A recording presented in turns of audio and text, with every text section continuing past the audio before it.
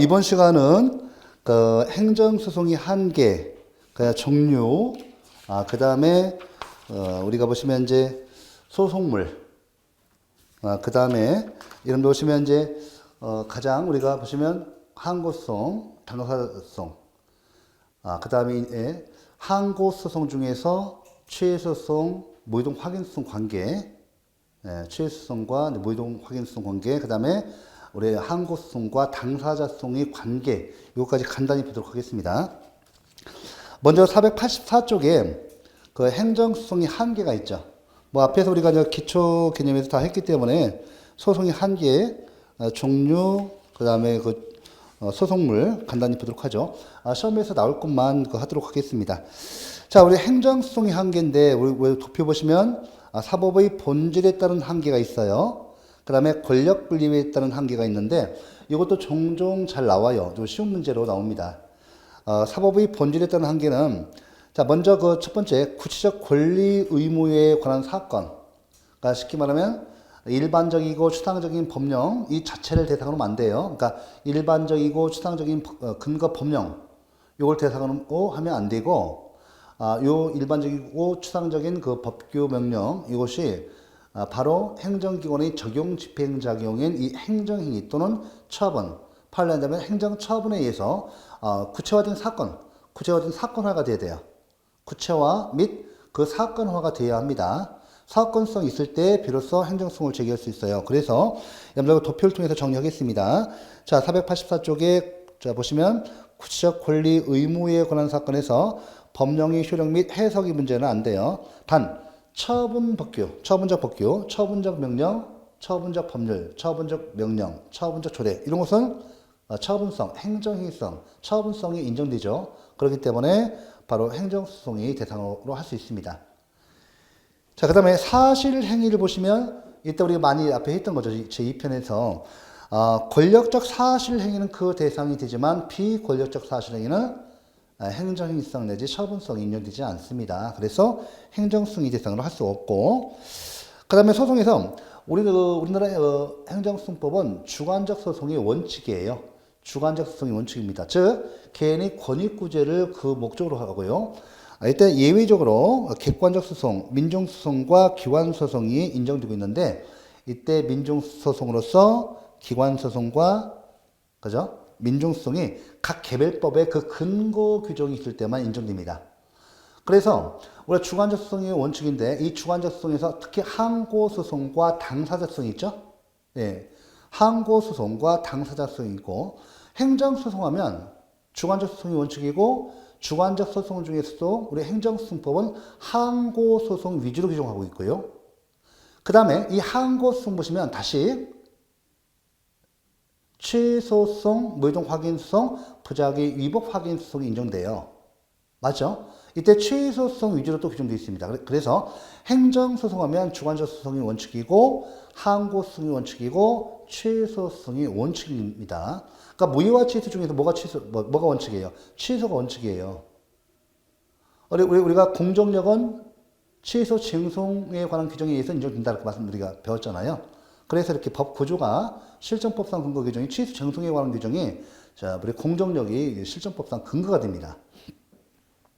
요 내용입니다. 그래서 우리가 항고소송은 우리가 보시면 행정소송상이 개괄주의를 채택하고 있어요. 행정소송상이 개괄주의를 채택하고 있습니다.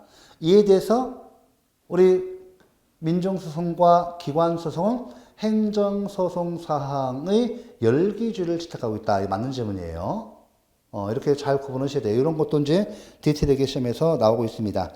그 다음에 여러분들, 구체적인 권리 의무에 관한 사건에서 다시 한번 구체적인 사건성이 있어야 한다. 요것에 의해서 뭐가 침해돼야 돼요? 법률상 이익이 침해돼야 돼. 사실상 이익 또는 반사적 이익이 침해되면 구제를 안 해줘요. 행정상 손해 첨부를 통해서도 구제 안 해주고, 행정쟁송을 통해서도 구제를 안 해줍니다.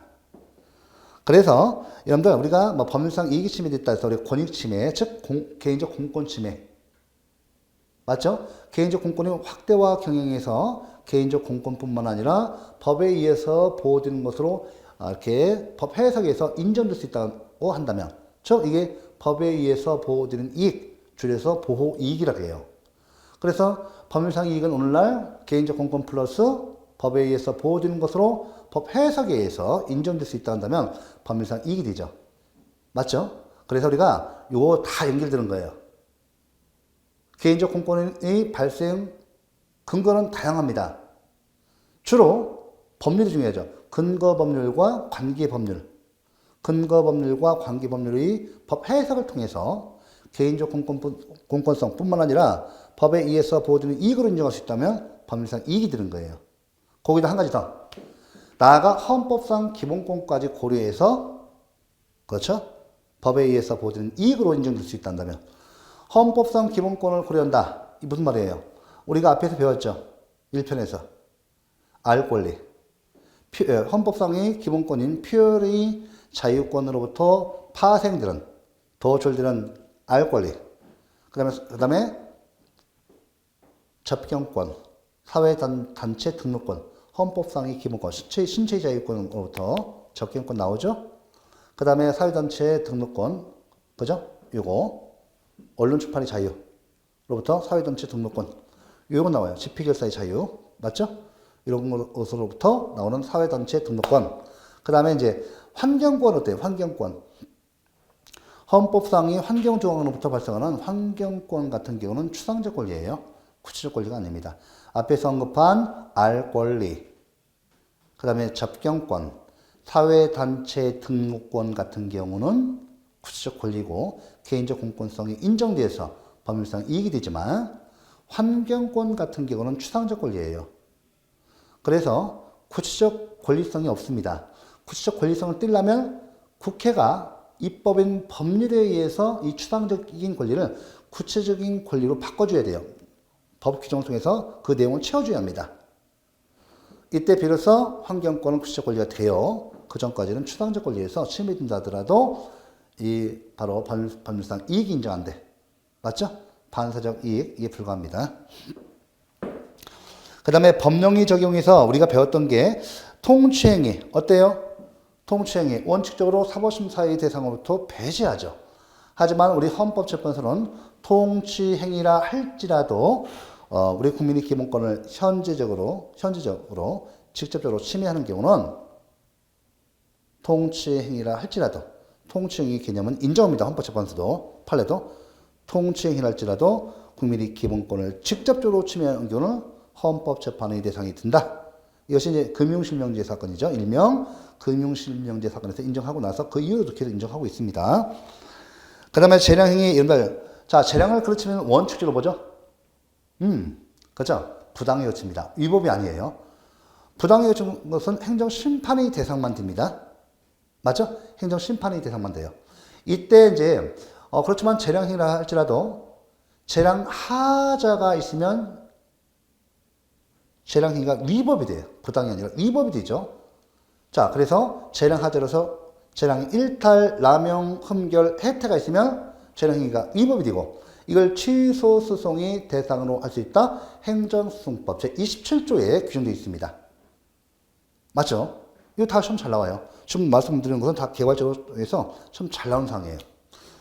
그 다음에 한 가지 정리할 것이 뭐냐면 여러분들 이 부당이 나왔는데 부당은 원칙적으로 행정심판의 대상이 되지 행정소송의 대상이 아닙니다. 그렇다 하더라도 이 재량행위를요. 그러면 행정소송의 대상으로서 기속행위를 위반하게 되면 위법이 돼요. 재량을 그르치면 부당이 되죠. 하지만 예외적으로 재량하자가 있게 되면 위법이 되죠. 자, 재량행위도 행정소송의 대상이 되나요? 원칙적으로 안 되지만 예외적으로 재량하자일 땐 되죠. 그래서 이 재량행위를 갖다가 우리 국민들이 행정소송을 제기했잖아요. 그러면 이때 어떻게 돼요? 부적법 각하 판결하면 안 돼요. 왜? 왜 안 돼요? 여러분들, 이 재량행위를 우리 국민들이 소송을 제기한다는 것은 이 재량에 위법이 있다는 건 전제로입니다, 사실은. 그러면 이 재량의 행위가 위법이 되는지 부당이 되는지는 어떻게 알아야 돼요? 본안 판단을 해봐야 돼요. 본안 판단을 해봐야 된다고. 요건 판단하면 안 돼. 본안 판단을 해야 알 수 있기 때문에 이 재량 행위가 만약에 행정소송으로 제기된다 하더라도 부적법, 카카판 이러면 안 되고, 청구, 그죠? 이유, 청구의 타당성을 심리하는 본안 판단, 본안 심리를 해야 돼요. 본안 심리에 의한 본안 판단에 의해서, 이것이 부당하게 그친다면 청구 기각 판결일 것이고, 만약에 청구 이유, 청구 타당성이 있다. 즉, 이건 부당을 넘어서 재량하자로서 위법이 있다면 청구 그죠? 청구 인용 판결입니다. 아시겠죠? 이거 시험 분명히 두 번, 세 번 나왔어요. 지금 말씀드린 건 지금 다 시험 나오는 거고요. 그 다음에 여러분들 판단 여지 있죠? 판단 여지에서 우리가 관련된 게 종합적으로 앞에부터 이렇게 목차를 뛰어넘는 이런 사항이 잘 나와요. 이게 사실 여러분들 처음 하시는 분들은 어려워요. 1년 이상, 2년, 3년 공부하신 분들은 이게 다 돼요. 처음에 여러분들 1년 정도 준비하신 분들은 이게 어려울 수가 있어서 제가 정리를 해드리고 이것이 올해 시험에 바로 연결됩니다. 그럼 판단 여지에서 우리가 원래기수 자, 여러분들 원래기수를 좀 아셔야 하고 판단 여지와 재량이 있죠. 판단 여지와 재량 문제. 판단 여지와 재량 문제는 구별하셔야 돼요. 현재 우리 행정법학회에서는 판단 여지와 재량 문제는 서로 구별되는 문제다. 다시 말하면 이 재량 문제는 법률 효과, 즉 행위 효과 측면에서 인정된다고 봐요. 재량 행위냐 기속 행위냐 이 문제.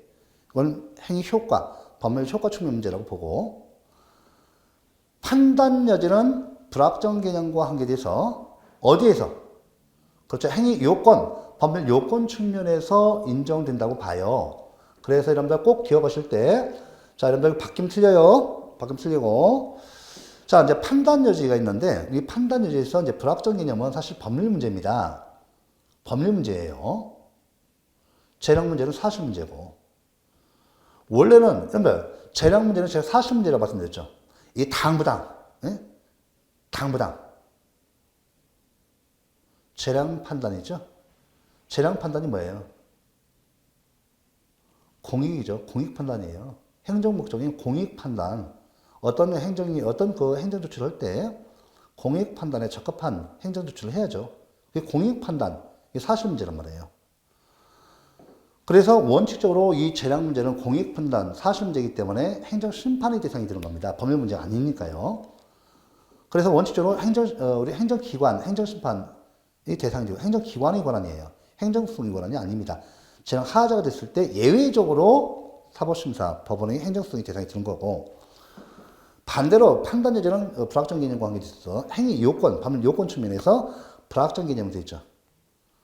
이 불확정 개념으로 기준이 있으면 이 법 해석 문제가 발생해요. 법 해석 문제는 법률 문제입니다. 법률 문제에서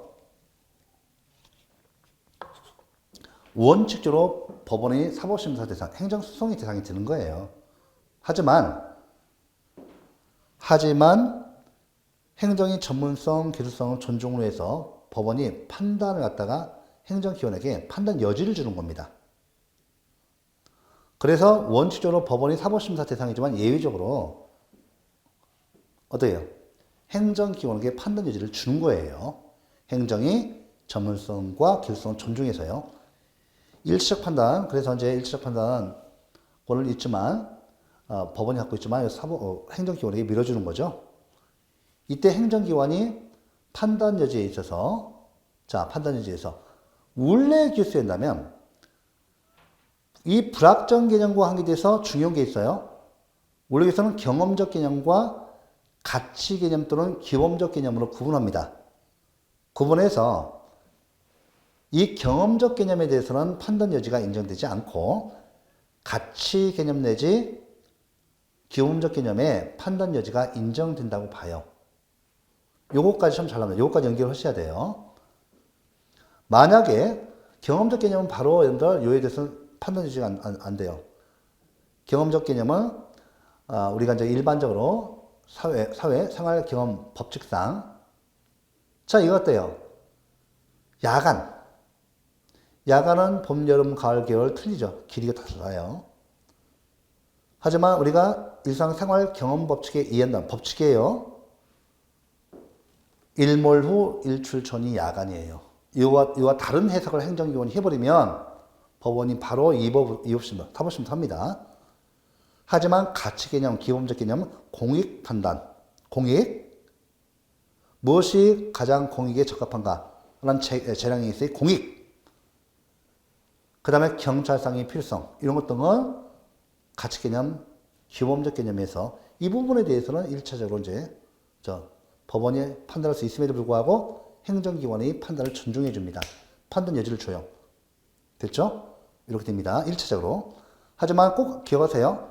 이 판단 여지는 예외적으로 인정되지만 이 판단 여지의 범위를 벗어나면 바로 법원이 개입합니다. 네, 사법심사의 대상이 돼요. 요거까지 해놓고 마지막 이른바 특별 권력관계에서의 분쟁 나오죠.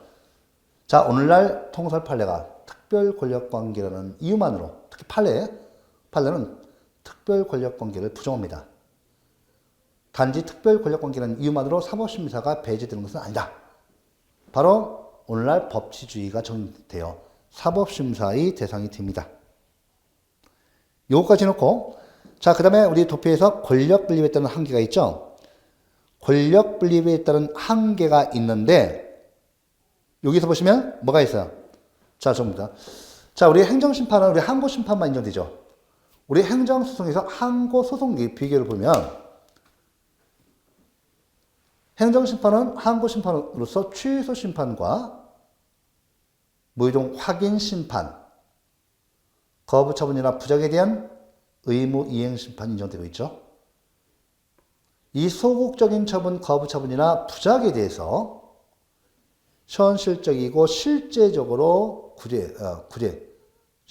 구제성이 드는 것은 의무이행심판이에요. 자, 맞죠?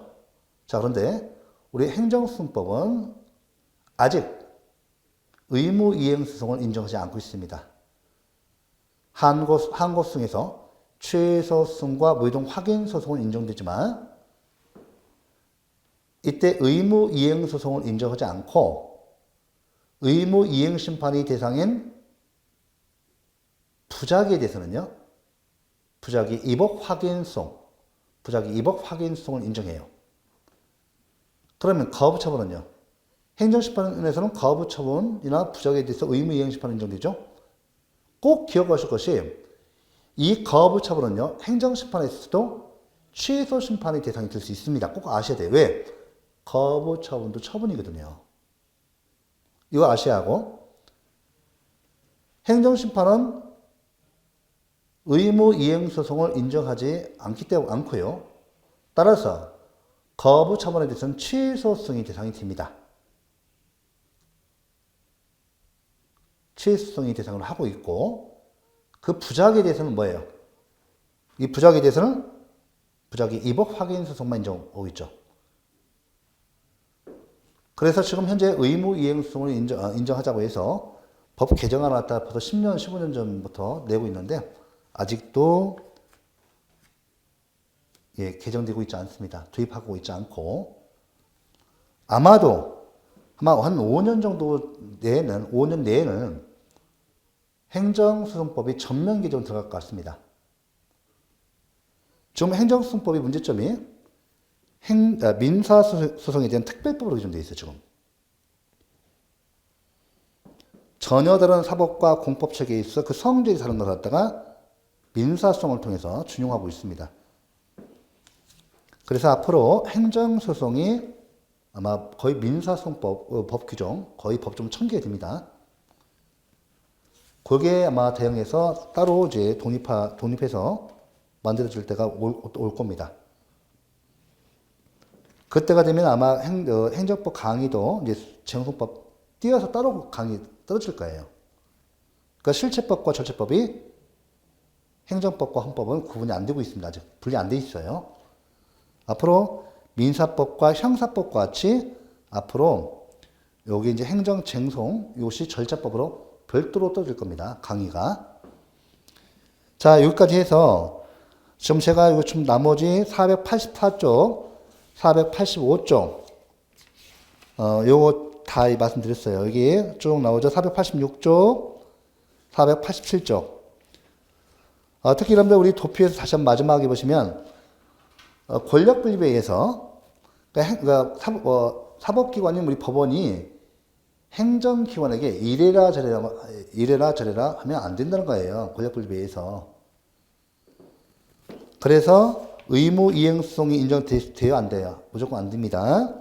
예방적 부작위성, 자기 의무 확인성도 판례에 인다면 인정 안 돼요. 판례는 실정법 위주로 무조건 해석합니다. 그래서 실정법의 규정이 없는 제도는 인정하지 않아요. 그래서 꼭 의무 이행 소송, 예방적 부작위 소송, 자기 의무 확인성은 이거 갖다가 무명항고성이라고 해요. 그러니까 법정 외에 행정소송법에서 법으로 정한 사항, 예를 들어 항고성 있죠? 항고성. 보시면 취소송, 무이동 확인소송, 그 다음에 부작위 이복 확인성. 이걸 법정 항고성이라고 해요. 그 이외의 걸 전부 다 법정 외 항고성 또는 무명 항고성이라고 합니다. 판례가 인정하잖아요. 도설 판례 부정합니다. 요거 가끔씩 맞는 질문에다가 이렇게 문제 주는 거 문제로 나옵니다.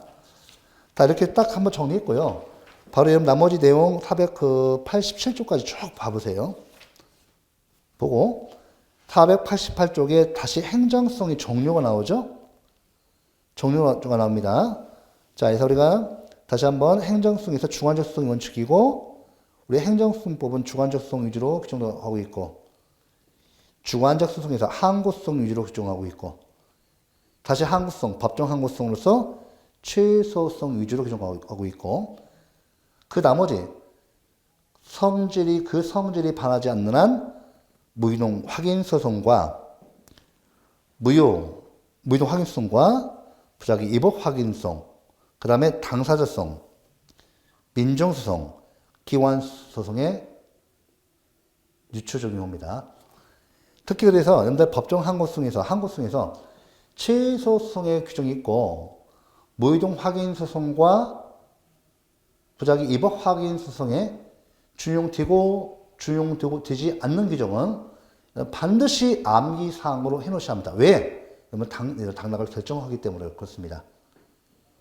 매번 나오는 것이 아니라 가끔씩 나오는데 여러분 당락을 결정하는 한 개 내지 두 개, 두 마크 바뀌는 겁니다.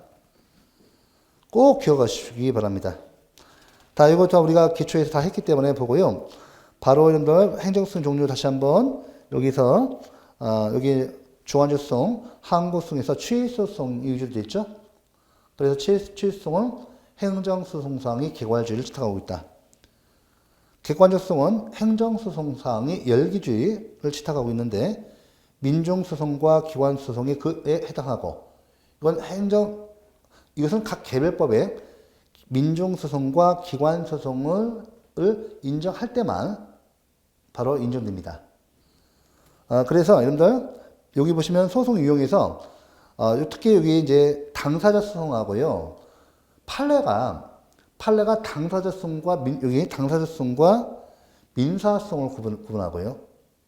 판례가 당사자성으로 보지 않고 민사성으로 본 거 중요합니다. 이거 잘 나오고 또 판례가 항고성이 대상인지 당사자성이 대상인지를 구별하는 판례 매우 중요합니다. 그 다음에 민중소송과 기관소송은 이에 해당하는 소송 있죠. 한 가지 예를 들어볼게요. 지방자치법에 주민소송이 있죠. 주민소송이 있습니다. 자, 여러분들 그 지방자치법에 한다면 주민소송이 있는데 이건 행정소송의 유형중 어디에 해당될까요? 주민소송? 지방자치법이라는 개별법의 근거 규정이죠. 이게 바로 민중소송의 답이었습니다. 이렇게 나와요. 하고 그 다음에 판례가 당사자성으로 보지 않고 우리 다우서는 당사자 소송으로 보지만 민사성으로 보는 게 있어요. 자, 이거 맞춰보세요. 우리 이제 1편에서 보셨는데 토지부상법, 공익사업을 위한 토지 등의 취득 및 보상에 관한 법률을 줄여서 토지부상법 또는 공토법으로 해요. 토지부상법에 한다면요, 사업시행자와 소유자 및 그 관계인 간의 보상금 증감의 가능성 있죠. 증감의 가능성. 그죠? 요거는 당사자성이 맞아요. 이건 법 규정에 의해서 형식적 당사자성을 해놓고 있습니다. 이건 맞아요. 요거는 당사자성 맞아요. 근데요, 제 1편에서 우리가 행정법 통론에 배웠을 때 사업 시행자와 토지 수용에 있어서, 토지보상법에 있어서 사업 시행자와 토지 수요자 및 관계인 있죠? 간에 있어서 토지 수용, 뭐죠? 수용 첫 번째 절차, 1단계. 협의 단계가 있어요. 토지 수요자 및, 사업 시행자와 토지 수요자 및 관계인 간의 협의가 있어요, 협의. 이 협의가 이루어지지 않으면 토지 수용으로 가요. 공용 수용으로 갑니다. 이때요, 사업 시행자와 토지 수요자 및 관계인 간의 협의는 판례가 공법상 개혁으로 봅니까? 사법상 개혁으로 봅니까? 사법상 개혁으로 봐요. 그래서 민사소송에 의한다. 소송실무상 민사소송에 의한다. 이게 나와요. 잘 나옵니다. 꼭 아시고 좀 전에 말씀드렸던 토지보상법상 협의. 요놈은 판례가 사법상 개혁으로 가서 민사소송으로. 보상금 증감에 관한 사항. 요거는 당사자성. 됐죠? 이거 꼭 기억하시면 돼요. 그 다음에 490쪽에 취소소송의 개념을 좀 봐보세요. 여기서 제가 볼 것은 양가로 4번에 소송물 유효 중요입니다. 양가로 4번에 소송물 중요해요. 이때 동그라미면 법적 분쟁의 동일성 나오죠. 그 다음에 소송물의 관념에서 이때 행정소송법상 그 소송물의 개념에 일치된 개념가 없어요. 하지만 우리 판례가요. 중요합니다. 행정소송상 소송물은 자 밑줄그셔야 돼요. 별표 3개 계속 나옵니다. 짝짓기. 행정행위 위법성 그 자체 가로 열고 행정행위 위법성 일반 가로 닫고 암기해야 돼요. 자, 우리 판례는 행정소송에 있어서 소송물은 즉 항고소송 말하는 거예요. 취소소송 말하는 거예요. 취소소송의 이 소송물은 행정행위 위법성 그 자체를 그 자체라는 것이 판례 입장이다. 맞는 지분. 또는 행정행위 위법성 일반이라는 것이 판례의 입장이다. 이렇게 맞는 지분이에요. 그 다음에 양가로 5번을 볼게요. 양가로 5번. 자, 양가로 5번에 그 취소성과 무이동 확인성 관계인데 요거는 좀 병렬 관계 이쪽 부분 있잖아요. 요거하고 동그라미 2번 포섭 관계가 나오는데 이 병렬 관계 별표 3개. 자, 우리가 이제 그 행정행위 그 효력에서 행정행위에서 행정행위 하자와 관계돼서 위법의 정도에 따라서 우리가 뭐를 봐요? 이거 좀 보고 가죠.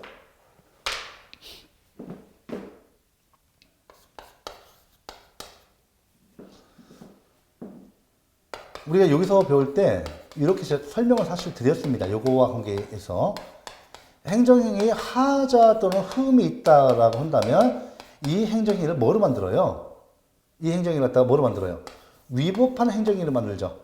위법의 정도에 대해서 우리가 보면 위법의 정도를 좀 봐볼게요. 정도를 보면 이때 뭐가 있어요? 요거 내용 하나 더 빼면 이 중대 명백설이죠. 중대 명백설. 여러분 행정행위 하자에 있어서 이때 하자를 갖다가 우리 행정절차법 등 실전법에서 이 행정행위 하자에 대해서 규정하고 있지 않아요. 규율하고 있지 않아요. 이거 결국 학설과 판례에 맡겨져 있죠. 이 중대 명백설이 현재 통설 판례예요. 통설 판례인데 중대하고 명백한 하자이면 무효인 행정행위가 되고요. 그 다음에 중대하거나 명백한 하자이면 취소할 수 있는 행정이라고 말씀드렸죠. 자, 그러면 공정력은 어디에 인정돼요? 공정력은 이때, 그죠? 공정력. 자, 공정력을 인정하는 이론상 근거가 뭐야? 이론상 근거. 법적 안정성이에요. 이론상 근거는 법적 안정성이고, 실정법상 근거는 뭐예요? 취소 쟁송에 관한 규정입니다. 맞죠? 이게 무효와 취소 중에서 뭐가 원칙이에요? 이게 원칙입니다. 꼭 아셔야 돼요. 원칙이죠. 이게 예외예요. 이런 결과가 발생하는 이것은 이 학설 때문에 그래요. 학설. 이 학설이 중대 명백설이 무효의 범위를 갖다가 가장 좁게 보는 학설이에요.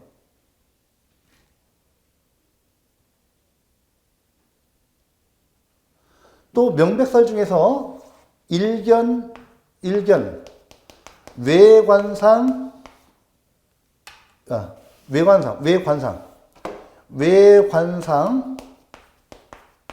일견, 명백설. 이것이 통설 판례인데, 다시 다설 판례인데요. 요것에 한다면 무효의 범위가 가장 좁게 보고 거의 다 취소예요. 그래서 여러분들, 여기 본다면 행정행위에 하자가 있다. 이보의 종류에 따라서 중대하고 명백한 하자이면 무효, 아니면 취소. 이것이 병렬적으로 존재할 수 있을까 없을까요? 병렬적으로 존재할 수가 없습니다. 이게 상식이에요. 그래서 이 문제 때문에 이거 나와요. 자, 봐보세요. 기억본 491쪽 기억본 봐보세요. 최소 소송과 무효동 확인 소송은 양립할 수 있는 것이 아니다. 왜? 무효 아니면 취소고 취소 아니면 무효. 둘이 같이 존재하는 경우는 없어요. 무효 아니면 취소, 취소 아니면 무효다. 니은보안 배부세계 양소송은 주의적 예비적 청구로서 병합은 가능하나 선택적 청구로서의 병합이나 단순 병합은 허용되지 않습니다. 이게 무슨 말일까요? 요거 병렬적으로 존재하지 않죠. 병렬적으로 존재하지 못하니까 양립할 수 없어서 이런 거죠. 우리가 병합을 넣는데 단순 병합 안 돼. 아이고 저기 무효와 취소 판단해 주세요. 무효와 취소 판단해 주세요. 안 돼요. 이거 안 됩니다. 선택적 병합도 안 돼. 아이고 무효 아니면 취소, 취소 아니면 무효. 둘 중에 하나 선택해서 판단해 주세요. 판단해 주세요. 안 돼요. 이것은 이렇게 주위적, 예비적 병합만 가능해요. 이것만 가능합니다. 이거 잘 나와요. 이것은 1차적으로 무효를 판단해 주시고요. 그것이 아닐 때 2차적으로 취소를 판단해 주세요. 이렇게 순서를 매겨야 돼. 1차적으로 취소를 판단해 주시고요. 이것이 청구 인용, 즉, 받아들이지 않을 것을 대비해서 2차적으로 무효를 판단해 주세요. 이렇게 해야 돼. 이것만 됩니다. 중요해요. 그 다음 포석 관계에서 동그라미 기억본만 볼게요. 나머지 읽어주세요. 여러분들, 거기 들어보세요. 잠깐만요. 여러분들, 이제, 결국 보세요. 행정행위 하자는요, 실정법상 그 기준이 없고, 학설과 판례에 맡겨져 있어. 우리 국민들 입장에서는 이게 무효인지 취소인지 잘 알 수 있을까, 없을까? 잘 알 수가 없다는 얘기죠. 결국 이것이 이 행정행위 하자가 무효인지 취소인지는 법원이 본안 판단을 받아봐야 돼요. 법원 본안 판단 받아봐야 합니다. 그래서 우리 국민들이 이 무효를 갖다가 취소 소송, 무효인 행정행위를 갖다가 취소 소송 형식으로 이렇게 제기하면, 자, 이걸 부적법 각각 판결을 하는가? 원래 취소 소송은 취소할 수 있는 행정행위는 그 대상으로 하는데, 무효를 그 대상으로 해서 취소 소송을 제기하면, 이때 부적법 각각 판결할 것이 아니라, 자, 무효 선언을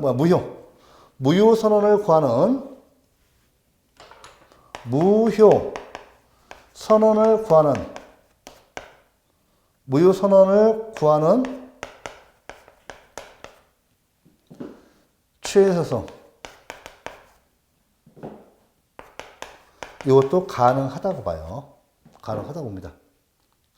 다만 이때 중요한 것은 이 무효인 행정행위를 취소소송의 형식으로 제기하는 무효선언을 구하는 취소소송에서는 이때 형식이 취소소송이니까 취소소송에서 요구하는 모든 요건, 취소소송의 모든 요건을 갖다가 충족하고 있어야 돼요. 충족해야 합니다. 그러니까 예를 들면 무효인 행정행위는 이 취소송, 무효인 행정에는 언제나 무효니까 행정장송 제기기간 적용이 없죠. 없는데 이 무효인 행정을 갖다가 취소송의 형식으로 제기하려면 처분이 있음을 안 날로부터 51년에 처분이 있었던 날로부터 1년 이내에 취소송으로 형식을 취해서 취소송의 형식에 의해서 취소송을 제기합니다. 알았죠? 그래서 우리가 특히 무효인 행정에는 원칙적으로 행정장송 제기간 적용 없죠. 근데 취소송의 형식으로 제기하면 취소송의 요건으로서 소제기간 갖춰줘야 합니다. 충족돼야 돼요. 그 다음에 행정심판 전치주의. 무효인 행정에는 행정심판 전치주의가 적용 안 되거든요. 근데 이건 적용돼요. 무효인 행정에는 취소송의 형식으로 제기할 때 행정심판 전치주의도 적용이 있다. 또 행정장송 제기기간 적용이 있다. 꼭 아셔야 돼요. 이거 잘 나와요. 그래서 이렇게 여러분들 이렇게 좀 내용을 갖다가 정리를 하시기 바랍니다. 그래서 포섭 관계에서 기억본 잘 나와요. 무효선언을 구하는 취소송 해놓으십시오. 예. 그 다음에 취소송과 당사자성의 관계인데, 여러분들, 이때 보시면 취소송과 당사자성의 소송의 관계. 이때 여러분들 우리 취소송은 취소할 수 있는 행정이 공정력 인정되지 않습니까? 그래서 취소송과 당사자성, 취소송은 항고성 유형이고 당사자성은 또 전혀 다른 형태입니다. 그래서 여러분들 요 내용에서 잠깐 요 내용을 같이 읽고 이번 시간 정리하도록 하겠습니다. 자, 491쪽 마지막인데 양가리 6번 취소송과 당사자성의 관계 나오죠? 행정행위 공정력으로 인해 단순 위법이 하자 있는 행정행위는 이 뭐야? 취소죠. 그러니까 취소성 이외의 소송으로 그 효력을 부인할 수 없습니다. 따라서 파면 처분을 받은 공무원은 그 파면 처분이 당연 무효가 아니라 단순 위법이 처분이라면 파면 처분 취소송을 제기하여야 하고 바로 당사자성으로 공무원의 지위 확인성을 제기할 수는 없습니다. 만약 제기되면 그 청구는 기각될 수밖에 없어요. 됐죠, 이렇게? 자, 이번 시간 여기까지 해서 한번 491쪽까지 봤습니다. 그래서 이 정도를 좀 잘 해놓으셔야 돼요. 가장 기본적인 사항으로서 가끔씩 나와요. 그리고 틀리시면 당락에 영향이 있습니다. 한 문제 꼭 맞추셔야 돼요. 자, 이번 시간 여기까지 정리하겠습니다. 예, 수고하셨습니다.